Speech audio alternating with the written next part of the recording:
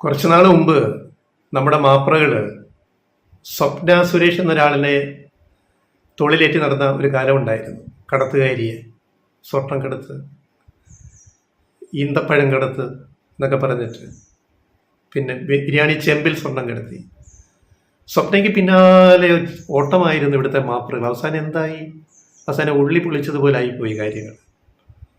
ഓരോ കാര്യങ്ങളും മാധ്യമങ്ങൾ സൂക്ഷിച്ചാൽ കൊള്ളാം. ഇപ്പം എന്താണ്, കടത്തുകാരിയെ തൊഴിലേറ്റ് നടന്നിട്ട് കിട്ടി. അപ്പോൾ അന്ന് പറഞ്ഞ വാചകങ്ങൾ മാപ്രകൾ, കുരുക്ക് മുറുകുന്നു മുറുകുന്നു മുറുകുന്നു. അരെ, സ്വപ്ന സർക്കാരിനെ എടുത്തിട്ട് അമ്മാനമാടുകയാണ്. പിണറായി സർക്കാരിൻ്റെ കുരുക്ക് മുറുകുന്നു. ED, KD, Soddy, customs. ഇപ്പം എന്തായി? ഇപ്പം ഒന്നും കേൾക്കാനില്ല. ഇപ്പം എന്താ ആശാവർക്കേഴ്സ് സമരത്തിലെ പ്രയോഗം? കടുപ്പിക്കുന്നു. സ്വപ്ന കുരുക്ക് മുറുക്കിയതുപോലെ, വരിഞ്ഞ് മുറുക്കിയതുപോലെ ആശാവർക്കേഴ്സ് സൂസി കടിപ്പിക്കുന്നു. SUCI സൂസി കടിപ്പിക്കുന്നു. പിന്നെ ഒരു സേവ് യൂണിവേഴ്സിറ്റി ഫോറം ഉണ്ട്. സമരം നയിക്കുന്ന ആളിൻ്റെ ഭർത്താവ്, അദ്ദേഹം വേറൊരു സാധനം കൊണ്ട് ഇറങ്ങിയിട്ടുണ്ട്. അപ്പോൾ ഇതാണ്, കടുപ്പിക്കുകയാണ് ഇപ്പം. കടുപ്പിക്കാതിരുന്നാൽ മതി, കടുപ്പിക്കുകയാണ് ഇപ്പം ആശാവർക്കേഴ്സ് സമരം. ആര്? മാപ്രകൾ. അപ്പോൾ കഴിഞ്ഞ ദിവസം കുഞ്ഞാലിക്കുട്ടി വാർത്താ സമ്മേളനത്തിൽ പറഞ്ഞു. കുഞ്ഞാലിക്കുട്ടി സാധാരണ വളരെ ആലോചിച്ച് കാര്യങ്ങൾ പറയുന്ന ഒരാളാണ്. അപ്പോൾ അദ്ദേഹം പറയുകയാണ്, ആശാവർക്കേഴ്സിന് ഉമ്മൻചാണ്ടി സർക്കാർ ഓണറോറിയം ഒന്നും കൂട്ടിക്കൊടുത്തിട്ടില്ല, സത്യമാണ്. പക്ഷേ റെസ്പെക്റ്റ് കൊടുത്തിരുന്നു. റെസ്പെക്റ്റ്, ആ റെസ്പെക്റ്റാണ് പ്രധാനം. അവർ ചെയ്യുന്ന ജോലിയെ മാനിച്ചുകൊണ്ട് റെസ്പെക്റ്റാണ്. ശരി, ആയിക്കോട്ടെ. ഈ റെസ്പെക്റ്റ് കൊണ്ട് കൊടുത്താൽ കടയിൽ നിന്ന് 2 കിലോ അരിയും ഉപ്പും മുളകും, അല്ലെ ഇത്തിരി പച്ചക്കറിയും, അല്ലെങ്കിൽ ഒരു കോഴിയോ അല്ലെങ്കിൽ ഇത്തിരി ബീഫ് വാങ്ങിക്കാൻ കിട്ടുമോ? ഇറച്ചിക്കടയിൽ പോയിട്ട് അങ്ങോട്ട് ചെന്നിട്ട്, അതെ, ഒരു 10 റെസ്പെക്റ്റ് അങ്ങോട്ട് തരാം, ഞങ്ങൾക്കൊരു 2 കിലോ അരി വേണം, അല്ലെങ്കിൽ 5 റെസ്പെക്റ്റ് തരാം, ഞങ്ങൾക്ക് ഇത്തിരി പച്ചക്കറി വേണം, കിട്ടുമോ? 1000 ഉലുവയും കൊടുത്തിട്ട് ആശാവർക്കേഴ്സിന് 5 കൊല്ലം ഭരിച്ചിട്ട് കൊടുത്തത് 1000 ഉലുവ ഉമ്മൻചാണ്ടി സർക്കാർ.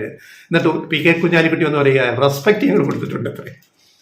കുഞ്ഞാലിക്കുട്ടി വളരെ ആലോചിച്ച് വാക്കുകൾ പറയുന്ന ഒരാളാണ്. പക്ഷെ ഇങ്ങനെ പറയുന്ന ഒരാളാണ്. പക്ഷെ ഇങ്ങനെ ഒരു മണ്ടത്തരം എന്നോട് പറ്റിപ്പോയി എന്ന് ഞങ്ങൾ ആലോചിക്കുകയാണ്. അപ്പോൾ റെസ്പെക്റ്റ് പോരാ.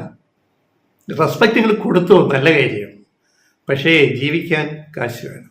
അതുകൊണ്ടാണ് ഗവൺമെൻറ് ഇപ്പോഴും പറയുന്നത്, ഈ 7000 ഓണറോറിയം ഇൻസെൻറ്റീവ് എല്ലാം കൂടെ 10,000-ന് മുകളിൽ കിട്ടുന്നുണ്ടെങ്കിലും ഇത് പോരാ എന്നാണ് നമ്മുടെ അഭിപ്രായം. ശക്തിപ്പെടുത്തുമെന്ന് ഇപ്പോഴും പ്രകടനപത്രികയിൽ 2021 പറഞ്ഞിരിക്കുന്നത്. അതുകൊണ്ടാണ്, അതാണ് ഇപ്പോൾ നടപ്പാക്കിക്കൊണ്ടിരിക്കുന്നത്.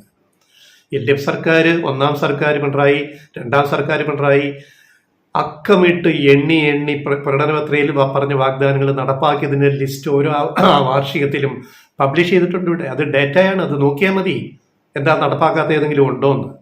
സമയബന്ധിതമായിട്ട് ഗവൺമെൻറ് കാലാവധി തീരുന്നതിന് മുമ്പ് ഓരോന്നും ഘട്ടം ഘട്ടമായിട്ട് നടപ്പാക്കുമെന്ന് പറഞ്ഞത് അതേപടി നടപ്പാക്കിക്കൊണ്ടിരിക്കുകയാണ്.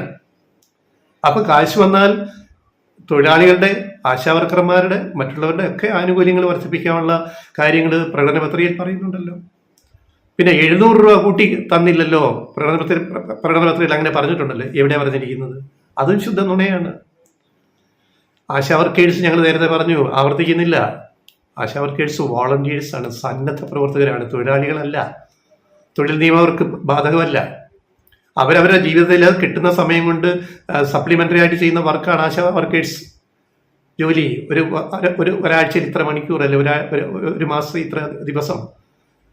അത് തൊഴിൽ നിയമത്തിൽ വരുന്നില്ല. തൊഴിലാളികളായിട്ട് അവരെ പരിഗണിക്കാൻ പറ്റുന്നില്ല. അതാരെ പരിഗണിക്കേണ്ടത്? കേന്ദ്ര നിയമം മാറ്റണം. ആശാ വർക്കേഴ്സ് പദ്ധതിയുടെ നിയമം മാറ്റണം. സംസ്ഥാനത്തിന് അധികാരമില്ല. ഇത് നാട്ടുകാർക്ക് അറിയില്ലേ? ഇതൊക്കെ സമരം ചെയ്യുന്നവർക്ക് ഇതറിയില്ലേ? മാപ്രകൾക്ക് ഇതറിയില്ലേ? മാധ്യമങ്ങൾക്ക് അറിയില്ലേ? അറിയാനിട്ടല്ലല്ലോ. എന്തേ ആശാ വർക്കേഴ്സിന്റെ ഈ സമരത്തിൽ ഞങ്ങളെ തൊഴിലാളികളാക്കി പരിഗണിച്ചിട്ട് നിയമം മാറ്റണമെന്ന് ആവശ്യപ്പെടാത്തത്? അത് ചെയ്യേണ്ടതല്ലേ? അപ്പൊ കേന്ദ്രത്തിനെതിരെ പോയി സമരം ചെയ്യണ്ടേ? അപ്പൊ നിങ്ങൾക്ക് ആശാ വർക്കേഴ്സ് തൊഴിലാളികളെ ആവണ്ട. ഇങ്ങനെ ഇരുന്നിട്ട് ഇത് ഓണറോറിയം ഇങ്ങനെ വാണം പോകുന്ന പോലെ കൂട്ടിക്കൊണ്ടിരിക്കണം. സ്വസ്ഥം സുഖം. ഇതാണോ ശരിയായ നിലപാട്? ശരിയായ നിലപാട് നിങ്ങൾ എടുക്കണ്ടേ സമരക്കാര്? വേണ്ടേ? അതെന്താ ചെയ്യാത്തത്? അപ്പോൾ ഇതിന്റെ പിന്നിലെ രാഷ്ട്രീയം എന്താണെന്നൊക്കെ നമുക്ക് വ്യക്തമായിട്ട് അറിയാം. ഇതൊരു മഴവിൽ സഖ്യമാണെന്നും ഇലക്ഷൻ വന്നപ്പോൾ ഇനി ഒരിക്കൽ കൂടി പിണറായി സർക്കാർ അല്ലെ LDF സർക്കാർ അധികാരത്തിൽ വരാതിരിക്കാൻ വേണ്ടിയുള്ള അവസാനത്തെ നാടകം കളിക്കുകയാണെന്ന് എല്ലാം ജനങ്ങൾക്ക് ബോധ്യമാവുന്നുണ്ട്. അതാണ് സത്യം.